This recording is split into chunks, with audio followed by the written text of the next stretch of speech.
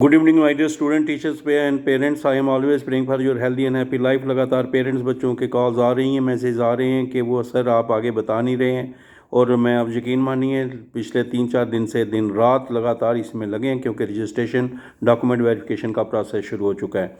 My dear students, आपको मैं सबसे पहले मुबारक देना चाहूँगा सीबीएसई वाले बच्चों को और उनके पेरेंट्स को, टीचर्स को और बाकी सारे लोग जो उनके साथ जुड़े हुए हैं। और ख़ास करके बच्चों को मेरी बहुत सारी शुभकामनाएं, क्योंकि पहले जेके बोर्ड ऑफ स्कूल एजुकेशन का जम्मू का, कश्मीर का और जम्मू के जो विंटर जोन है उसका भी रिज़ल्ट निकला था। और बच्चों ने हमेशा प्रूव करके बताया that students from Jammu Kashmir and Ladakh they are the best.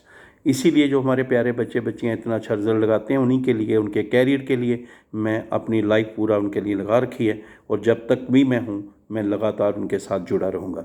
So my dear students, सबसे पहले मैं आपको ये बताना चाहता हूँ कि अभी रजिस्ट्रेशन डॉक्यूमेंट वेरिफिकेशन चल रही। जो मैंने आपको प्रॉब्लम्स पहले बताई थी वही अब आ रही हैं और अब बच्चे वो परेशानी फेस कर रहे हैं। इसी तरह आगे आने वाला प्रोसेस है चॉइस फिलिंग का, उसके बाद आपका है ज्वाइनिंग का, उसके बाद आपका है स्कॉलरशिप अप्लाई करने का, उसके बाद है आगे 4 साल तक कंटिन्यू करने का। कोई 3 साल का होगा, कोई 4 साल का होगा, कोई 4.5 ईयर का कोर्स का भी हो सकता है। जो भी बच्चे उसमें रहेंगे मैं आपके साथ हमेशा रहूँगा। और जहाँ तक हो सकेगा उसके बाद भी बच्चों का गाइडेंस का, काउंसलिंग का प्रोसेस चलता रहता है। I am really thankful to our alumni, पुराने बच्चे जो इतना हेल्प करते हैं और टाइम टू टाइम मेरे से डिस्कस करते हैं और हम मिल के कोशिश करते हैं कि आपको अच्छी गाइडेंस दे सकें।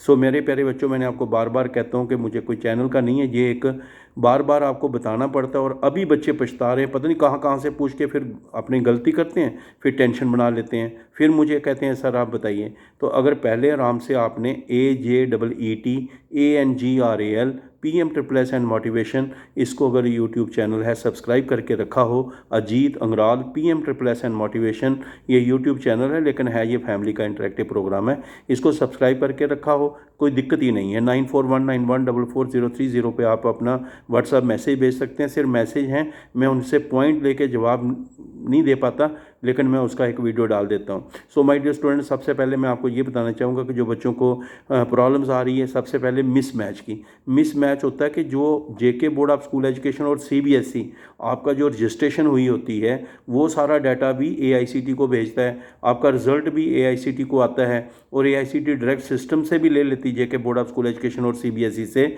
लेकिन जो डाटा उन्होंने भेजा होता है बच्चों का, वो डाटा और जो अब अपना रजिस्ट्रेशन करने लगते हैं, जब उसमें बच्चे के नाम का, पेरेंट्स का, फादर मदर और किसी का भी मतलब रोल नंबर है, आपका मार्क सर्टिफिकेट है, ईयर ऑफ पासिंग है, बोर्ड का नाम है, अगर उसमें कहीं आप गलती करने लगते हैं या कोई स्पेलिंग मिस्टेक आप करने लगते हैं तो मिसमैच हो जाता है। उसके लिए आपको जेके बोर्ड ऑफ स्कूल एजुकेशन और सीबीएसई में जाना है और अपना ये डाटा जो है ठीक कराना है। बच्चे पूछ रहे थे कि सर कैसे होगा, बहुत सारे मुझे अभी रिसेंटली बच्चों ने बताया कि उन्होंने अप्लाई करके ठीक करवा भी लिया है। अब उन बच्चों को सेकंड पार्ट ये करना है, ठीक करवा लिया, उन्होंने ये कहना है बोर्ड वालों को कि जल्दी से जल्दी हमारा डाटा जो है ये एआईसीटी को भेज दें। जिन बच्चों का रिज़ल्ट नहीं, अभी कोई रीवैल्यूएशन का रिज़ल्ट है, चाहे कोई रिज़ल्ट रुका है, निकलने वाला है, चाहे कोई बच्चे का कोई भी ऐसा कोई मिस्टेक है या करेक्शन है, कोई मार्क सर्टिफिकेट में कोई करेक्शन है, ये सारी बातें जब मेरिट लिस्ट बनने से पहले पहले कर लेना। क्योंकि एक बार मेरिट लिस्ट बन गई फिर उसके बाद आपके भले ही कितने नंबर प्लस माइनस हों वो इनकॉर्पोरेट नहीं होते। इसलिए ये याद रखना, मैं कह रहा हूँ, फिर बाद में आपके फ़ोन आने सर ये हो गया, मेरे नंबर इतने हो गए, तो ये उससे पहले पहले करा लेना। इसी तरह दूसरा बच्चों को जो प्रॉब्लम आती है वो आ रहा है कि सर हमने पिछले साल अप्लाई किया। मैंने पहले ही बोल दिया, जिन बच्चों ने पिछले साल अप्लाई किया था उनको कॉलेज अलॉट हुआ था, उन्होंने पैसे लिए, पैसे उनके अकाउंट में आ गए, उनको अब वो बच्चे अप्लाई नहीं कर सकेंगे। अब जो पैसे जिन्होंने रजिस्ट्रेशन कराई, डॉक्यूमेंट वेरिफिकेशन कराई है और उन्होंने कोई कॉलेज ज्वाइन ही नहीं किया है, उनका कोई ऐसा है नहीं, उनको कोई दिक्कत ही कोई नहीं है। मैं आपको नीचे मेल बताऊंगा, उसमें आप मेल डाल के जो है उनको कर सकते हैं और कैसे कि हमारा ये लिंक दे दिया जाए, हमें दोबारा खोल दिया जाए, उनको कोई दिक्कत भी नहीं आएगी। अगर फिर भी कोई दिक्कत आएगी आप बता सकते हैं।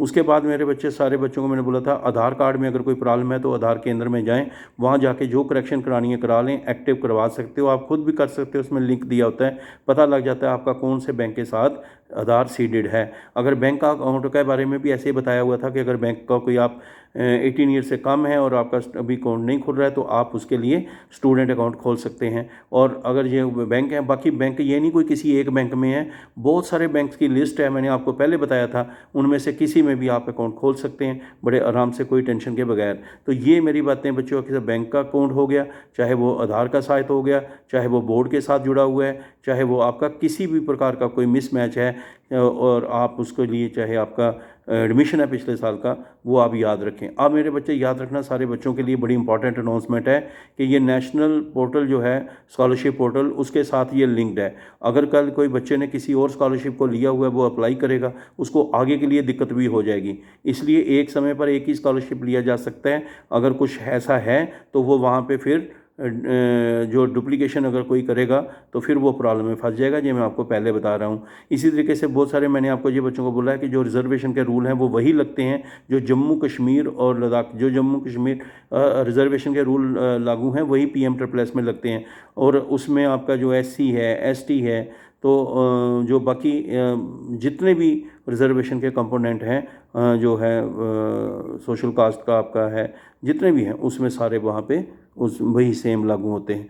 और कई बच्चों का ये EWS की बात है, जो इकोनॉमिकल वीकर सेक्शंस का है, उसका क्योंकि 8 लाख उसकी इनकम होती है, 8 लाख की PM++ में है, तो वो तकरीबन बराबरी हो जाते हैं, उसके साथ ही जनरल में रहते हैं। ऐसे इसका रिजर्वेशन का भी अपनी परसेंटेज है। इसी तरह जो हैंडीकैप्ड है उनका 4% जो है हॉरिजॉन्टल, सारी रिजर्वेशन जो आती हैं उसमें उन्हीं में उसको मिलता है। तो इसलिए सारे बच्चे जो हैं, जो जम्मू कश्मीर में रिजर्वेशन के रूल हैं, अगर पहाड़ी की रिजर्वेशन है, RBA की रिजर्वेशन है, actual line of control, international border जो है उनकी कोई रिजर्वेशन है, तो जो भी है वो उसमें ही सेम यहाँ भी लागू होती है, उसमें टेंशन लेने की ज़रूरत नहीं है। सिर्फ EWS के लिए बच्चे बहुत ज़्यादा परेशान हो रहे थे, तो क्योंकि उसका भी जो लिमिट है 8 लाख रुपए की इनकम है, यहाँ भी 8 लाख रुपए की इनकम है, इसलिए कोई ज़्यादा उसके साथ ही रहते हैं। So that's all the best my dear student, take care, God bless you. और आगे आपको मैं बहुत जल्दी एक वीडियो बना रहा हूँ, इंपॉर्टेंट है, वो सुनते रहिए, उसके बारे में बताने जा रहा हूँ। Thank you, all the best, good day.